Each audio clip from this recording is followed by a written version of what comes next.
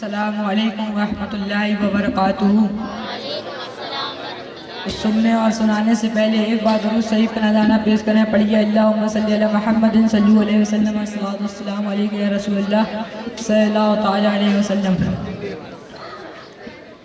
الحمدللہ رب العالمین وعاقبۃ للمتقین، الصلاۃ والسلام علی سید المرسلین وعلی آلہ واصحابہ اجمعین، اما بعد فاعوذ باللہ من الشیطان الرجیم، بسم اللہ الرحمن الرحیم۔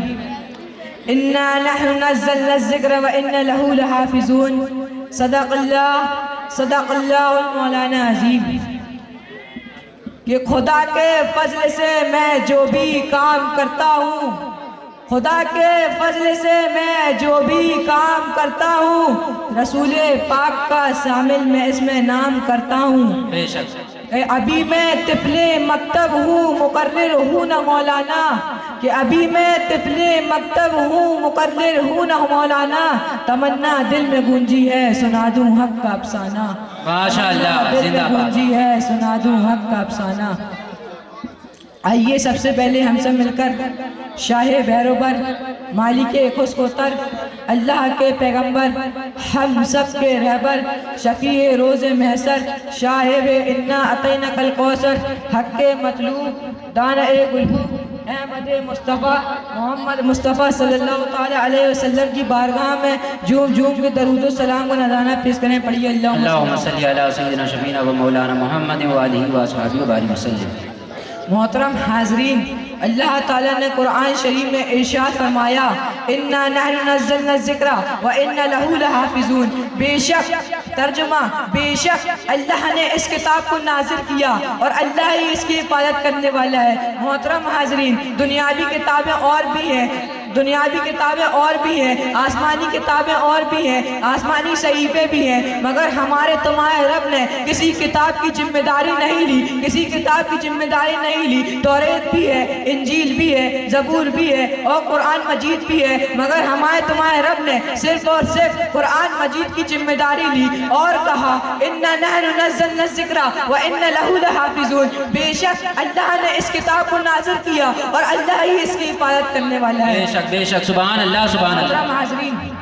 محترم حاضرین، آئیے اور بلندی کو سمجھنے کے لیے ایک مثال بیان کرنا چاہتا ہوں۔ اگر ہم ساری کتابوں کو سمندر کے اندر ڈال دیں، توریت کو سمندر کے اندر ڈال دیں، زبور کو سمندر کے اندر ڈال دیں، رامائن کو سمندر کے اندر ڈال دیا جائے، بھاگوت کو سمندر کے اندر ڈال دیا جائے، بھاگوت کو سمندر کے اندر ڈال دیا جائے، قرآن شریف اور فرقان حمید کو سمندر کے اندر ڈال دیا جائے، پھر اس کے بعد ساری کتابوں کے نام لے کر کے پکارے، اے توریت تو آجا، اے انجیل تو آجا، اے زبور تو آجا، اے رامائن تو آجا، اے بھاگوت تو آجا۔ لائی کے ساتھ احترام سامعین، مگر ساری کی ساری کتابیں سمندر کی گہرائیوں میں خاموش پڑی ہوگی، لیکن جب قرآن شریف کو پکارا جائے گا تو ہندوستان کی سرزمین پہ سارے کے سارے حفاظ کرام سینہ ٹھوک کے کھڑے ہو جائیں گے اور کہیں گے جب تک اس دنیا میں مسلمان زندہ ہے تب تک اس کے سینے میں اسلام و قرآن زندہ ہے۔ سبحان اللہ سبحان اللہ، واہ واہ واہ، زندہ باد زندہ باد، ماشاءاللہ ماشاءاللہ۔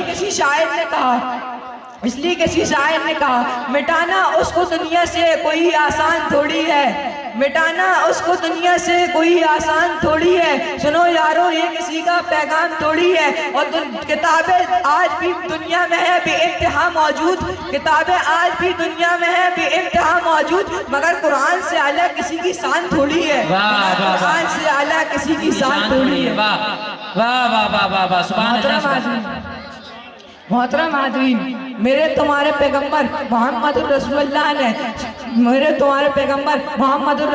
نے قرآن مجید کی ایسی حفاظت کی، اگر کسی نے قرآن کے تعبد کے لیے اپنا جان و مال قربان کر دیا تو میرے رب نے اس کی بھی حفاظت فرما دی۔ آئیے ایسا ہی ایک واقعہ آپ کے سامنے روبرو پیش کرنا چاہتا ہوں۔ اگر ہم ساری کتابوں کو سمندر کے اندر ڈال دیں، توریت کو سمندر کے اندر، اگر ہم ساری کتابوں، محترم حاضرین ایک بار درود شریف کا نذرانہ پیش کریں۔ اللہم صلی علی سیدنا شفیعنا و مولانا محمد و آلہ و صحبہ وسلم۔ मोहतरम हाजरीन, मेरे तुम्हारे पैगंबर मोहम्मद रसूलुल्लाह सल्लल्लाहु ताला अलैहि वसल्लम ने कुरान मजीद की ऐसी हिफाजत की कि अगर किसी ने कुरान की तहफ़्फ़ुज़ के लिए अपना जान माल कुर्बान कर दिया, अपना सब कुछ कुर्बान कर दिया, तो मेरे रब ने उसकी भी हिफाजत फरमा दी। मोहतरम हाजरीन, आइए ऐसा ही वाक़या आपके सामने रूबरू पेश करना चाहता हूँ कि एक गरीब मुसलमान था जिसका नाम अब्दुल रहीम था। वो सौम सलात का पाबंद था। मामूल ये था कि जब से वो पैदा होता तो कलाम पाक की तिलावत क्या करता था और एक यहूदी की नौकरी क्या करता था। उस यहूदी ने देखा कि रहता मेरे यहाँ, खाता मेरे यहाँ, पीता मेरे यहाँ, मगर कलमा अपने नबी का पढ़ता है, किताब अपने नबी पे नाज़िल होने वाली पढ़ता है। तो यहूदी कहता है, ए अब्दुल रहीम, तुझको मेरे यहाँ रहना है तो कलमा मेरे नबी की पढ़ेगा, किताब मेरे नबी पढ़ेगा। तो ये अब्दुल रहीम कहते हैं, हरगिज़ नहीं, मेरे नबी तेरे नबी से अफजल है। मेरे नबी की लाई हुई किताब कुरान मजीद तेरे नबी की किताब से अफजल है। तो यहूदी कहता है, ऐसी अफजलियत का पता नहीं चलेगा, चल एक काम कर, तू अपनी किताब को आग में डाल, मैं अपनी किताब आग में डालता हूँ। फिर जिसकी किताब जल गई वो दावे में झूठा होगा और जिसकी किताब बच गई वो दावे में सच्चा होगा। मोहतरम हाज़रीन, फिर दोनों जन अपने अपने घर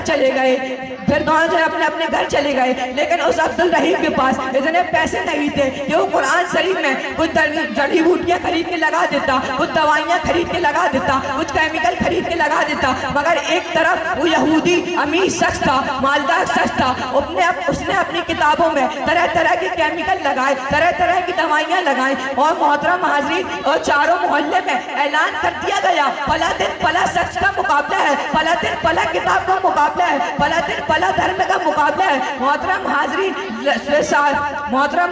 लाखों की भीड़ में तादाद जमा हो गई। लाई के साथ एहतराम सामाइन, दिन मुत्तईन व मुकर वक्त आ गया, लाखों की भीड़ में तादाद जमा हो गई। फिर दोनों जन अपनी अपनी किताब लेकर के आ